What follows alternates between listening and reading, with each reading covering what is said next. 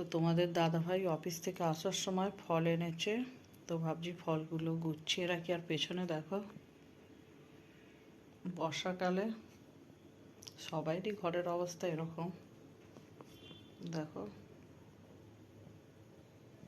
পেছনে জামা কাপড়ে ভর্তি। তো দেখি তোমাদের দাদাভাই কি কি ফল আনলো। এখানে আছে আম আর কিউই। দেখো আর কি আছে দেখি, অনেক ফল আছে আর বের করছি না। আপেল আছে, মৌসুম্বি লেবু আছে, আরও এখানে আম আছে, আর এই যে বেদানা আছে।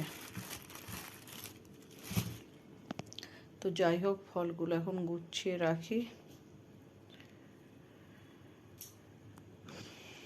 এখনো অনেক কাজ বাকি। দেখো টেবিলটাও পুরো এলোমেলো হয়ে গেছে, সব গোছাবো এখন, তারপর